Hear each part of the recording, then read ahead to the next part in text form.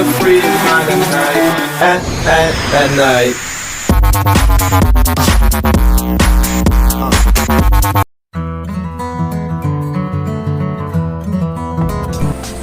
Baiklah, pengertian unsur kata serapan.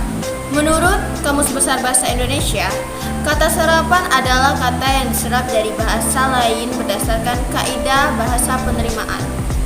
Oleh karena itu, dapat dikatakan bahwa kata serapan jika memenuhi kaidah-kaidah bahasa khususnya pada bahasa Indonesia.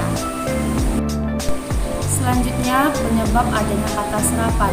Adapun penyebab adanya kata serapan dipengaruhi oleh beberapa faktor, yaitu faktor interaksi masyarakat dan faktor pesatnya ilmu pengetahuan di berbagai bidang dan kehidupan. Ada dua yang merupakan sumber perluasan kosakata, yaitu sumber internal dan eksternal. Yang pertama, sumber internal. Sumber internal yang merupakan faktor dari adanya penyerapan bahasa, yaitu swadaya bahasa dalam bahasa internalnya.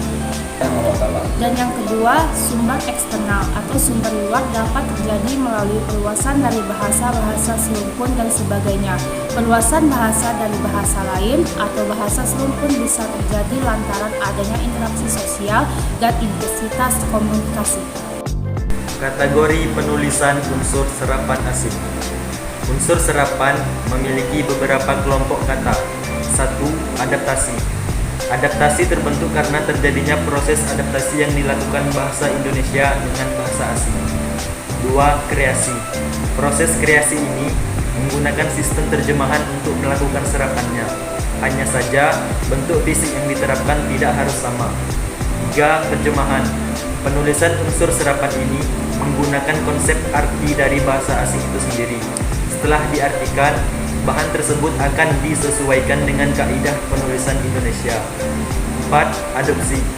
Proses adopsi akan menyerap bahasa asing untuk disusun kembali dalam bahasa Indonesia dengan cara mengambil keseluruhan arti, namun penulisannya seringkali berbeda. Baiklah, saya akan menjelaskan proses penyerapan kosakata bahasa asing ke dalam bahasa Indonesia. 1. Resiko. Resiko berasal dari bahasa Inggris yakni risk. Proses ini terjadi adalah penambahan bunyi di tengah kata I dan kata O menjadi resiko. Yang kedua adalah takwa. Takwa berasal dari bahasa Arab. Proses yang terjadi adalah mengubah bunyi Q dan menjadi bunyi K, yaitu takwa. Yang ketiga yaitu diagnosa. Diagnosa berasal dari bahasa Inggris. Diagnosis, proses yang terjadi adalah menyerap sepenuhnya kata tersebut menjadi kosakata bahasa Indonesia yakni diagnosa. Macam-macam unsur serapan. Yang pertama, unsur pinjaman yang sepenuhnya belum menjadi bahasa Indonesia, contohnya pada kata reshuffle dan shuttlecock. Unsur-unsur ini sering digunakan dalam konteks bahasa Indonesia, namun pengucapannya masih mengikuti cara asing.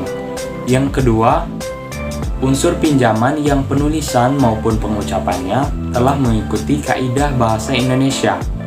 Unsur-unsur ini dalam penulisan maupun pengucapannya diubah dan disesuaikan seperlunya agar bentuk bahasa Indonesianya dan bentuk bahasa asingnya masih bisa dibandingkan. Contoh kata serapan dalam beberapa negara. Dari bahasa Inggris, contohnya kata alergi menjadi alergi. Dalam bahasa Belanda, kata dosen menjadi dosen. Dalam bahasa Arab, zakarotil menjadi sekarat dalam bahasa Indonesia.